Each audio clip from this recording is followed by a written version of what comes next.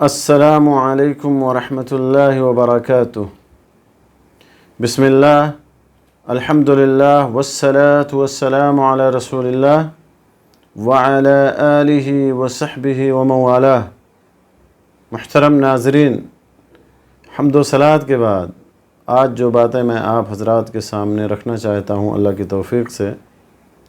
وہ ایک مسلمان کی عزت و آبرو کی اہمیت کے بارے میں۔ میرے دوستو، دین اسلام نے مسلمانوں کی عزت و آبرو کی حفاظت کی بڑی اہمیت بتائی ہے، اور ایک مسلمان کی عزت و آبرو کو دوسرے مسلمان پر حرام قرار دیا۔ اللہ کے نبی صلی اللہ علیہ وسلم نے حجۃ الوداع کے موقع پر صحابہ کرام کو مخاطب کرتے ہوئے فرمایا، جیسا کہ ابو بکر رضی اللہ تعالیٰ عنہ کی حدیث میں فرمایا،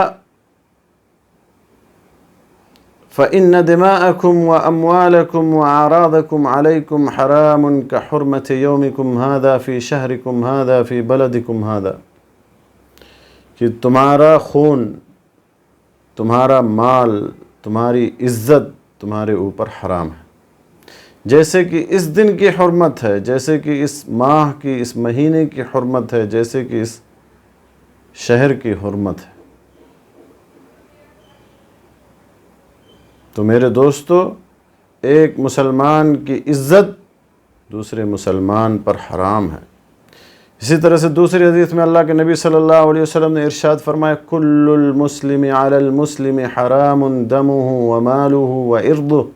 اخرجہ مسلم۔ صحیح مسلم کی حدیث ہے کہ ہر مسلمان کا خون، اس کی عزت اور اس کا مال دوسرے مسلمان پر حرام ہے، لہذا کسی مسلمان کے لیے جائز نہیں ہے کہ وہ دوسرے مسلمان کی عزت و آبرو سے کھلواڑ کرے، اس کی عزت کو تار تار کرے، بلکہ میرے دوستو، دوسرے مسلمان بھائی کی عزت و آبرو کی حفاظت کرنا یہ دنیا اور آخرت کی سعادت کا باعث ہے۔ اللہ کے نبی صلی اللہ علیہ وسلم نے ارشاد فرمایا، جیسا کہ ابو الدرداء رضی اللہ تعالیٰ عنہ کی حدیث میں ہے، سنن ترمذی کے حوالے سے، من رد عن عرض اخیہ رد اللہ عن وجہہ النار یوم القیامہ، کہ جس شخص نے اپنے بھائی، اپنے مسلمان بھائی کی عزت کا دفاع کیا تو اللہ تعالیٰ قیامت والے دن اس کے چہرے سے جہنم کی آگ کو دور کر دے گا۔ اور عزت کی حفاظت کی اتنی اہمیت ہے دین اسلام میں کہ اگر کوئی شخص اپنی عزت و آبرو کا دفاع کرتے ہوئے قتل کر دیا جائے تو اسے شہید کا درجہ دیا جائے گا۔ اللہ کے نبی صلی اللہ علیہ وسلم نے فرمایا، من قتل دون اہلہ فہو شہید، جو اپنے اہل و عیال کی حفاظت میں، جو اپنی عزت و آبرو کی حفاظت میں قتل کر دیا جائے تو وہ شہید ہے۔ تو میرے دوستو، ایک مسلمان کی عزت و آبرو کی بڑی اہمیت ہے، اور اس کی حفاظت کی دین اسلام میں بڑی تاکید آئی ہے، اور اسی لیے اللہ سبحانہ و تعالیٰ نے ایسے لوگوں کو وعید سنائی ہے جو مومنوں کے اندر بے حیائی کا انتشار چاہتے ہیں۔ اللہ تعالیٰ فرماتا ہے، ان الذین یحبون ان تشیء الفاحشۃ فی الذین آمنوا لہم عذاب علیم فی الدنیا والآخرہ، کہ جو لوگ چاہتے ہیں کہ مومنوں میں، مسلمانوں میں بے حیائی پھیلے، بے حیائی عام ہو، ایسے لوگوں کے لیے دنیا اور آخرت میں دردناک عذاب ہے۔ اسی طرح سے اللہ تعالیٰ نے یہ بھی فرمایا، ان الذین یرمون المحصنات الغافلات المؤمنات لعنوا فی الدنیا والآخرہ ولہم عذاب عظیم، کہ جو لوگ پاک دامن مومنہ عورتوں پر تہمت لگاتے ہیں، ایسے لوگ دنیا اور آخرت میں ملعون ہیں، اور ان کے لیے بہت بڑا عذاب ہے۔ اور عزت و ناموس کی حفاظت یہ ان 5 ضروری چیزوں میں سے ہے، ان 5 بنیادی اور اساسی چیزوں میں سے ہے جس کی حفاظت کی گارنٹی دین اسلام نے دی ہے۔ دین کی حفاظت، نسل کی حفاظت اور جان کی حفاظت، عزت کی حفاظت، عقل کی حفاظت، اس کی حفاظت کی ذمہ داری دین اسلام نے بلکہ تمام شریعتوں نے دی ہے۔ اور اسی لیے دین اسلام نے زنا کو حرام قرار دیا۔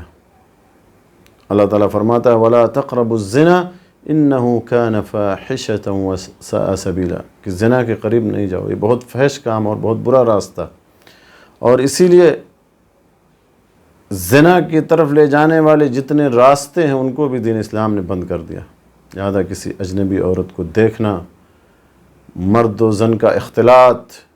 ایک اجنبی مرد کے ساتھ تنہائی میں رہنا، یہ سب دین اسلام نے حرام قرار دیا۔ عزت کی حفاظت کے پیش نظر دین اسلام نے دوسرے مسلمان کے ساتھ دوسرے مسلمان کا سخریہ اور مذاق اڑانے کو بھی حرام قرار دیا۔ اسی طرح سے میرے دوستو، دین اسلام نے غیبت کو، چغل خوری کو حرام قرار دیا ہے صرف عزت کی حفاظت کے لیے، صرف عزت و ناموس کی، عزت و آبرو کی حفاظت کے لیے۔ اللہ تعالیٰ نے فرمایا وَلَا يَغْتَبْ بَعْضُكُمْ بَعْضًا أَيُحِبُّ أَحَدُكُمْ أَن يَأْكُلَ لَحْمَ أَخِيهِ مَيْتًا فَكَرِهْتُمُوهُ، تم میں سے کوئی دوسرے کی غیبت نہ کرے۔ کیا تم میں سے کوئی چاہتا ہے کہ وہ اپنے مردہ بھائی کا گوشت کھائے؟ ہرگز نہیں، تم ضرور اسے ناپسند کرو گے۔ لا يدخل الجنت قطات، اللہ کے نبی صلی اللہ علیہ وسلم نے فرمایا اے نمام، چغل خور جنت میں نہیں جائے گا۔ آپ صلی اللہ علیہ وسلم نے فرمایا کہ 4 چیزیں میری امت میں جاہلیت کے امر سے جسے یہ لوگ نہیں چھوڑیں گے، جس میں الطعن فی الانساب، نسب، حسب اور نسب کے اندر جو ہے طعن و تشنیع کرنا۔ اور میرے دوستو اسی وجہ سے عزت و ناموس کی حفاظت کی وجہ سے اللہ تعالیٰ نے زنا کا بہتان لگانے کو حرام قرار دیا ہے، اور فرمایا والذین یرمون المحصنات ثم لم یأتوا بأربعة شہداء فاجلدوہم 80 جلدہ، 80 کوڑے لگاؤ ایسے لوگوں کو جو پاک دامن عورتوں پر زنا کی تہمت لگاتے ہیں اور پھر 4 گواہ نہ لا سکیں، 4 گواہوں کو نہ حاضر کر سکیں تو انہیں 80 کوڑے لگاؤ اور ان کی گواہی کبھی بھی قبول نہ کرو۔ ایسے لوگ فاسق اور فاجر ہیں۔ اللہ کے نبی صلی اللہ علیہ وسلم نے فرمایا کہ سود کے 72 دروازے ہیں، سب سے معمولی درجہ یہ کہ آدمی اپنے ماں کے ساتھ مکالہ کرے، اور ربا سے بڑھ کر کے بھی ربا یہ ہے کہ کوئی شخص اپنے مسلمان بھائی کی عزت کے بارے میں زبان درازی کرے۔ تو میرے دوستو، بڑی سخت وعید آئی ہے کسی مسلمان کی عزت و آبرو سے کھلواڑ کرنے کے بارے میں، اور مسلمان کی عزت و آبرو کی حفاظت کی بڑی تاکید آئی ہے۔ لہذا ہمیں بھی چاہیے کہ ہم اپنی ذات سے کسی مسلمان کو تکلیف نہ پہنچائیں، اپنے بھائی کو تکلیف نہ پہنچائے، اس کی عزت کو اپنی عزت سمجھیں، اس کی آبرو کو اپنی آبرو سمجھیں اور اس کی حفاظت کریں تاکہ ہمیں دنیا اور آخرت کی سعادت نصیب ہو۔ آمین وآخر دعوانا الحمدللہ رب العالمین وصلی اللہ علی نبینا محمد وعلی آلہ وصحبہ اجمعین۔